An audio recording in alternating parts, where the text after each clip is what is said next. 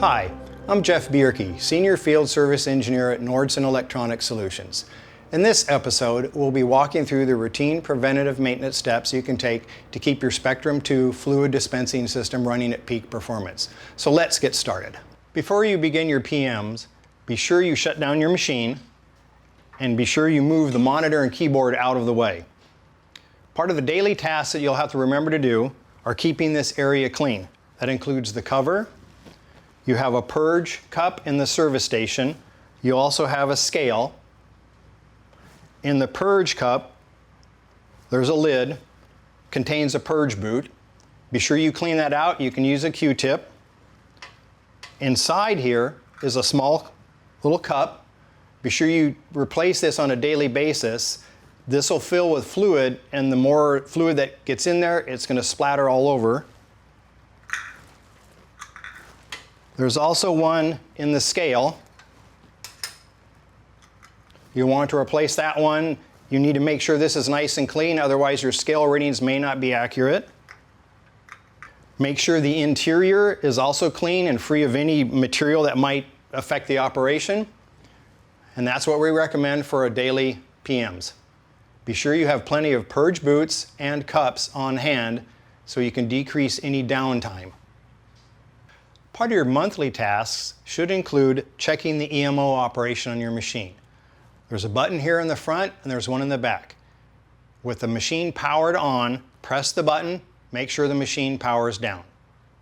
Something else to check is the pneumatics. You have some up here. There are also some down on the conveyor. I'll point those out in just a second. You've got your camera lens.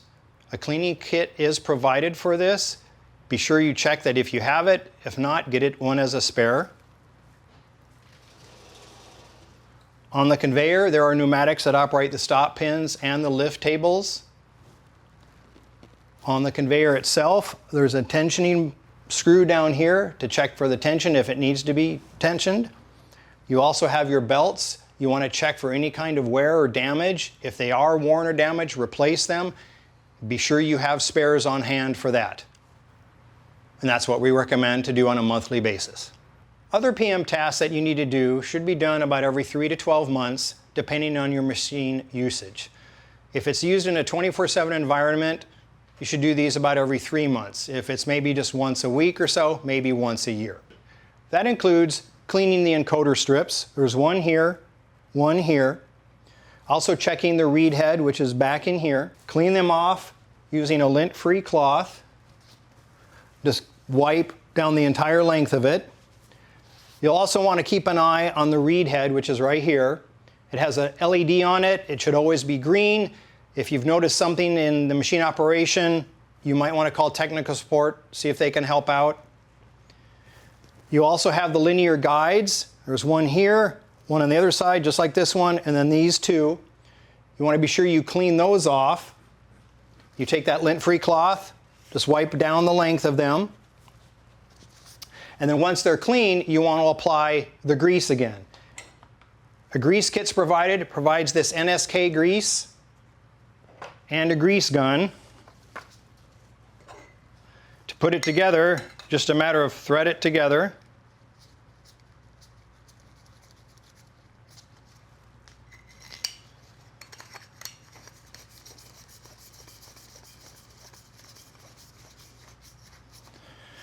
And on the linear guide is a bearing.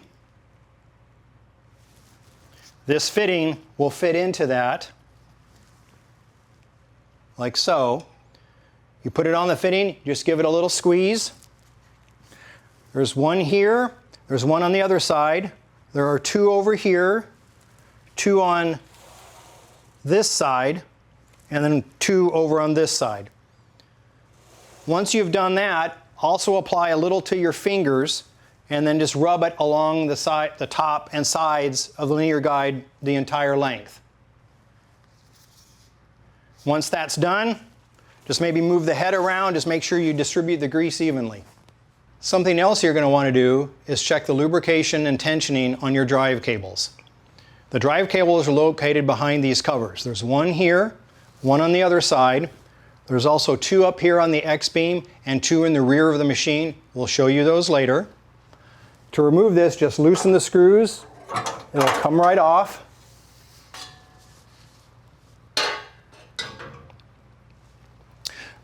These are the drive cables. What you want to do is inspect the drive cables. Make sure there's no damage to them. After inspection, clean the cables. Use a lint-free cloth. Just rub the cables here and here. You'll also want to move your head around, maybe to this side, then get the cables that are over here. Maybe again move this to the back. Same thing, wipe the cables down. The ones I mentioned that were in the rear, you'll also want to wipe those down. Once you get everything wiped down, you'll want to reapply grease. What we provide in our grease kit is the Mollygraph grease. It's a dark grease. What you want to do is put just a little on your finger like so and rub it on all the cables. Now you'll have to keep doing it because you just need a little at a time.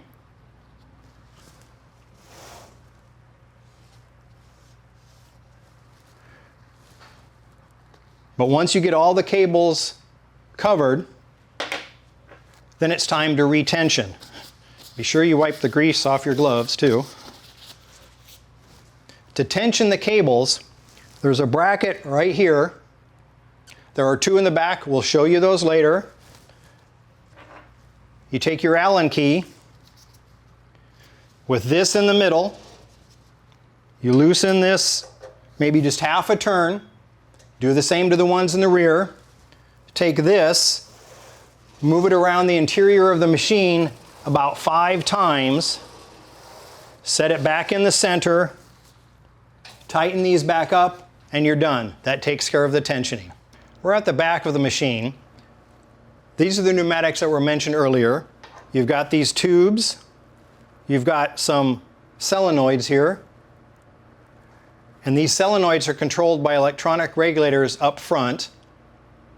Having spares of the electronic regulators and these valves is a good idea. It'll help minimize downtime.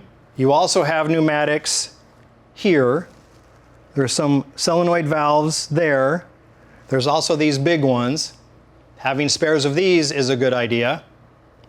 You've also got a manifold that controls much of the pneumatics going to the conveyor.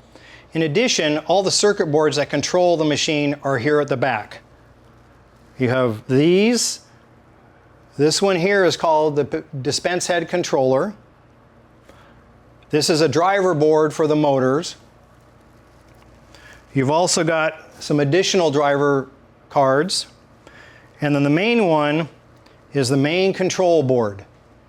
This is the most important one that you should really have a spare of. Having this will keep your downtime to a minimum. As mentioned earlier, there are 2 covers at the rear of the machine that need to be removed in order to access the drive cables. This is one, this is the other one. Once removed, the drive cables will be exposed and you can get in there and clean them and re-grease them.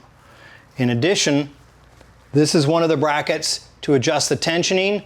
There's one directly opposite on this side, and that's what you use. Thanks for watching. Just a quick reminder to keep some spare parts handy. That way you can stay on top of your preventative maintenance tasks and keep everything running smoothly. If you're looking to buy spares or want to check out the user manuals that go over routine maintenance, just follow the link at the end of this video. Catch you next time.